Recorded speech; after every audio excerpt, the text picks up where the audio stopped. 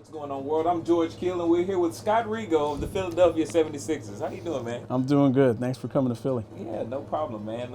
So we're here to check out some of the footwear, but also kind of capture some of your endless stories that you probably have. You've been doing this for how long now? I've been with the team for 29 seasons and the head equipment guy since '99. Yeah, and you're a Philadelphia native. Born and raised, yes. Okay, so I have to get some cheesesteak. Absolutely. We'll give that to you. Yeah, but before we go into see the footwear, tell us what we see here in your office, because I'm seeing some classic photos and memorabilia all over the place. So I've been around for a long time. If we look around my office, things that you may see, you start this way, or right here is everybody's favorite sneaker guy, Allen Iverson. Just a signed picture of a copy of a Sports Illustrated cover. There's some pictures of myself with Dikembe and Charles, Bruce Bowen. Michael Jordan is signing something for me after his last game that he played in Philadelphia. It might have been his last game as a professional, I'm not sure. Now, I'm also seeing a photo that I've seen numerous times, but you're telling me there's something different about it. And you must be talking about the photo of the 2002 All-Star team. Sure. I'm not sure, but I think the photo online does not have me. Okay. And at the time, whoever was the PR director at the time with the NBA, there was an issue about me being in the photo because I was not in a suit and I wasn't told to wear a suit or anything. I'm working the game. So there's a little bit of a commotion, and Alan said, "What's going on?" And our PR director at the time said, "They're not letting Scott in the photo." So he said he's not taking it unless I'm in it. And I think a couple other guys said, "What's happening?" And Alan told me, he said, "Well, we're not taking it unless he's in it." So they took a series without me. I think they took a couple with me, or they took some with me and then they photoshopped me out online. But I have the ones with me in it, so I was there. Awesome. So that lets me know you and Iverson have been good pals over time. Oh yeah, since day one. Yeah. Since day one. One of my favorites to deal with. Yeah. Yeah. Definitely. So yeah, what else do we have in here? This is a piece of floor from the old Spectrum. And for whatever reason, there was a game where a lot of the '83 championship guys were in attendance. And a guy that was the equipment guy back then, Jeff Millman, who the locker room is dedicated to, he worked for us for over 50 years, became my full-time assistant, and he's no longer with us, but he was one of the best, if not the best. He went up to the guys and said, "Hey, sign this for Scotty." So he got Moses, who's no longer around too. There's Dr. J. I think we added Charles later on. Obviously, he wasn't on that team. Andrew Toney, Bobby Jones, and I think Clement Johnson is on here. Yeah, I can tell the ink on Sir Charles is still kind of wet. Yeah. He passed through one night, and I said, "Hey, sign this for me." So. Right. Cool. Well, yeah, let's not waste any more time and go check out the footwear. Sure. Now, Scott, before we start with the shoes, you're actually one of the bigger sneakerhead equipment managers that we've encountered. Tell me about your history with sneakers. Well, first of all, my players would laugh at that because they think I don't know anything about them, and I look at them like I don't know what's what. But when I was younger, and I'm dating myself now, Patrick Ewing top 10s were the biggest thing out there, and I couldn't wait to get a pair. So I go to the sneaker store with my mom, and she looks at the price and says, "No way." So a couple years later, I saved up money, got a part-time job, and I bought one of the first pair of Jordans that came out, the black and red ones that some people thought were the ugliest shoe ever for the amount of money they were back then. So I had those. I did want the top 10s. I never got the top 10s. I keep up with what's out there, but I'm nowhere near the sneakerhead like my assistant Dan Rossi is. I guess let's start with Ja, and I know you're gonna be packing shoes. Yeah. Give us something about each one of the players as far as your shoe packing and stuff like that. So what I do is the sneaker bags are right here, and I pack 2 pair for each guy, just in case there's a blowout, and I've had that happen with Iverson a lot. What I do is I'll go through their locker, and I will just take the shoes that they wore the night before or the last home game. We keep shoes at our practice site for the players. I try to keep home games and road games. A lot of guys like wearing the same shoes, so we'll keep them for the games. So when we leave home to go on the road, the best thing to do is just take it right out of their locker, put it in the slot, and then I know I have everybody. So everybody gets individual attention from me. as I go down the line from each guy. So Jaleel, he was wearing these Kobe's before. So we'll get him all packed up and ready to go. And then, like I said, each guy in my head, the slot is in number order. So I'm probably going to dart back and forth if that's okay, because number 4 is over here. So Nerlens is our other big guy, and he's another fan of these high top Kobe's. I had to black these out actually for some uniform on-court stuff for the league as a request. So I sat in the lobby of a hotel with a marker and just was doing my arts and crafts. I know last year he had a lot of Nike ID LeBrons. What brought about the switch to this year with Kobe's? He did that on his own. Anybody that Nike ID stuff, really, they do it on their own. He just said he was comfortable in it, and that's what we're going with. So these are Peaks. Carl Landry wears Peaks. I really thought I was out of the Li-Nings and the Peaks once Evan Turner and Jason Richardson were gone, but Peaks still around. They're a little bit harder to deal with because they come straight from China. So they don't come from FedEx, they come from DHL. They have to go through customs, and a lot of times things are held up in customs. There's also a lot of times where it's just you're dealing with the time change. So I may email China today, but I may not get a response until late tonight while I'm sleeping. So you feel like you're a day behind when dealing with Li-Ning and Peak. But they're great people. It's just, a little bit of a logistic issue more than anything. Hollis Thompson. These sneakers were made and they stopped making them in 2012. We're now in the 2015-16 season, and his feet are just, however his feet are, these are the shoes that he could only wear. So we have been going on East Bay and eBay, and we have been doing everything we can to find these shoes for him. Not to Nike's satisfaction, they're not happy with it, but he could only play in these shoes. It's just the way his feet are made and the way these shoes fit his feet. Wow. It's been a battle. Stauskas is another Kobe guy. Sauce Castillo. Yeah, so the story of Sauce Castillo, for those that don't know, I think it was our game against Sacramento last year, and the closed caption person trying to keep up with the announcer, instead of typing in Nick Stauskas, it came across that way. I won't even blame the person, but it came across as Sauce Castillo for 3 on the closed captioning. So the nickname just kind of went viral. Somebody picked it up, I think put it on Twitter, and the nickname Sauce Castillo went viral. So we all call him Sauce Castillo here in Philly. TJ McConnell, great kid from Arizona, undrafted. He's now our starting point guard. He's smart, plays hard. Just is an all-around good kid. And, whatever he doesn't have in talent, he makes up in fight. Yeah. And you don't find that in a lot of guys. He'll compete every night. I'm seeing a lot of Kobe's you picking up here. Is that one of the favorites amongst the team? Yeah, well, we're a Nike team other than a couple guys on the roster. And Kobe's are the favorite, whether it's the high, whether it's the low. They're just a comfortable shoe. Right. And it's funny because, as we saw in my memorabilia room, or my office, as we said, I have a relationship with Kobe back from when he was in high school. So for me to see his shoes all over the place, it's like I just laugh every time I play. I know this guy, since he was a teenager. Right. I have to remind him of that sometimes too.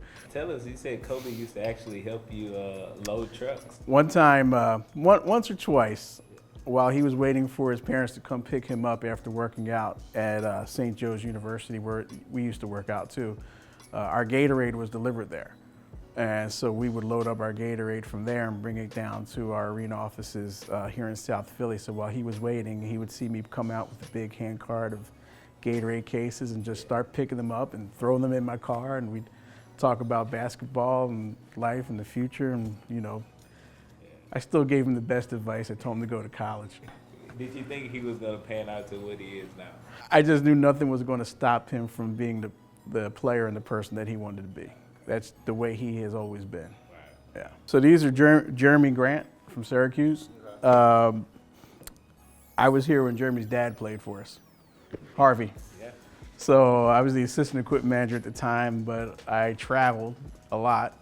and Harvey and I would go out to dinner a lot and just kind of hang out. So it's fun. I think he's the second person. Last year we had Glenn Robinson on our team as well, and of course I was here when his dad was here. So he's the second guy who I've had as, I guess, a second generation player since I've been here. Yeah. Guess getting old. So, what's the consensus for the players? Do they like the red and white, the blue and white? What's their favorite color scheme as far as the PEs and stuff? They don't really.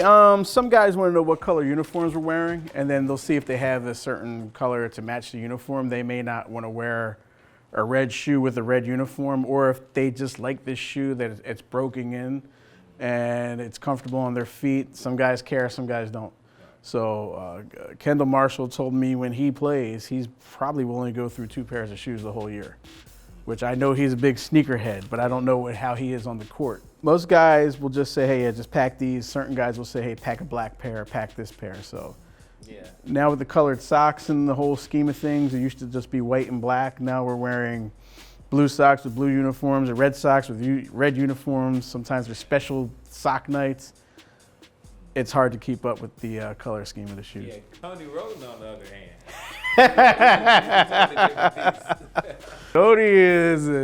Tony is different when it comes to that. He likes wearing what he wants to wear, and that's fine, as long as it's within the rules of what the guys can wear on their feet color-wise. The funny thing with me, with Tony as a non-Iverson player issue, was the time he just came out of his Jordans. He wanted a certain type of sneaker, but he always wanted Jordans, so he'd wear Jordans. When I called Nike and said, I need these shoes for Tony, the response was, we'll send these shoes if he stops wearing the Jordans on the court. So I showed Tony the response. He said, okay. Were you aware that Tony wore like maybe 25 to 30 different shoes last year? No. Not at all. No, and I wasn't aware of the type of sneakerhead he was when we got him. Yeah. So I didn't know much about his personality or anything like that. I was not aware that he wore that many shoes last year. I just would pack 2 pairs for him, so I knew I had shoes for him, if nothing else. I knew he showed up with shoes a lot. I didn't know it was that many. So here's the backup shoe bag in case anybody has a blowout or they want to change a sneaker or they're just ready for a new pair. We're ready for them. And we always keep it on hand. And how many of these shoe bags do you actually have? I know some, equipment managers have like 10, some have a couple. I only have a couple. I carry 2 pairs everywhere I go. So, I mean, if we can't get through 2 a game, then there's a real issue. And a lot of guys do wear the same size in case we're in a bind. And if we're ever in a situation where I need to rely on or ask another equipment manager for a favor, we're in our own little fraternity where we want to help each other out no matter what. So I think we're in good shape with 2 bags. We're going to play a little game. I'm going to name some Sixers over time, and you give me something about them, whether it's footwear, apparel, or something about them that kind of sticks out to you. The first one, Larry Hughes. Larry I think I was the first guy he met. I picked him up at the airport for his draft workouts. We gave him the nickname El Boogie. I think he wore Nikes. I don't know what kind. The Dikembe Mutombo. You can't talk about Dikembe without laughing. You can't talk about him without doing the voice. Everybody talks like Dikembe. Maybe the biggest foot I've ever had to deal with is size 22 or 21, a gentle giant. No one talks about him without a smile on their face. Eric Snow. Snow, he went back and forth. I think he was an Adidas guy, and I think he went to Nike by the end of his time. He may have gone back to Adidas, I'm not sure. My favorite Eric Snow story is the reason why he wore number 20 is because I gave it to him. So I pick him up from the airport when we get him, and I asked him what number he wanted to wear. He said 13. I looked at him like he was crazy. I said, don't you know who 13 was? He said, who's that? I said, Will Chamberlain. He said, him being, you could say a younger guy at the time, he thought Wilt only played in LA. So we're in the car, I'm schooling him on Wilt Chamberlain now. He says, well, how about 10? I was like, it's Mo Cheeks, that's retired too. And I think he picked one other number that was on the roster. He goes, well, why don't you just give me a number? I said, how about 20? He goes, okay, I'll wear 20. So he became number 20 with the Sixers because he just didn't know what was retired. and what was available. Charles Barkley. I wasn't the equipment guy then, but I was here. Charles is the best and probably still my favorite all-time Sixer that I've ever been around. Still talk to him to this day. I know he had Air Forces, I think, and you talk about the way he is on TV is the way he is. That's not an act, but he is the best, the absolute best. Allen Iverson. Well, of course, he's one of my favorites too. I feel like I've been with him since day one. Footwear-wise, like we said before, Allen wore a new shoe every game. You never knew what he wanted when he wanted it, so he was just part of my routine. And anything I felt he needed, it was just there for him. And I think the best testament or tribute or thank you that he probably ever gave to me was when we retired his number, he publicly thanked me. So that was something that was unexpected, but really, heartfelt. Yeah. The new kid on the block, Jalil. Great kid. Everybody calls him Ja, but I like calling him Jalil. And we joke about that a lot. He's like, why don't you just call me Ja? Anybody that comes out of Duke, for the most part, they're coming from a great program. He's very respectful. Respects the game, respects his teammates, respects everyone in the organization, and we respect him. He's going to be around for a while, and he's going to be a good one. I've seen a lot of guys come and go. He's going to be a real good one. Footwear-wise, I think we're still finding our way, trying different types of Nikes for him. But when he likes something, he feels pretty confident and comfortable with it. Easy to deal with, and he's going to be fun to watch for a long time. One of the biggest sneakerheads we cover, Andre Iguodala. Yeah, Dre became a, what is it called, SMU guy? He became an SMU guy with Nike.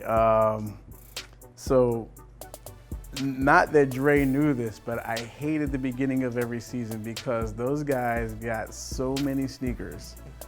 And I don't have enough storage space. And I would get tons of boxes of sneakers for him where I just did not have space. So I would say to him, give me an address and tell me what you don't want so I can get it out of here. I just want to get rid of it. Dre was great. I feel like I got to watch him grow. I couldn't have been more happier for him last year winning the MVP, winning the championship. I know winning a championship was something that he's wanted to do for a long, long time. That's been one of his main goals. So I know he enjoyed every minute of it, and I hope he was able to soak it all in. Right. Yeah. We'll end with Coach Larry Brown. Coach, probably one of my favorite coaches, if not my favorite. I always tell this story or say this. I was a boy when Larry Brown came, and when he left, I became a man, and a lot of that has to do with him. Yeah. He's a sneakerhead too, by the way. Is he? He's a Nike gear guy. Yes, he loves his Jordan stuff. Thank you again for letting us come in. Anytime. Come back whenever you want. Yeah. Always good to see you, George. So again, give me the top 3 cheesesteaks. Jim's, Tony Luke's, talk of the town, but some people will say D'Alessandro's. They're just too far from here. Cool. Check it out. You got it.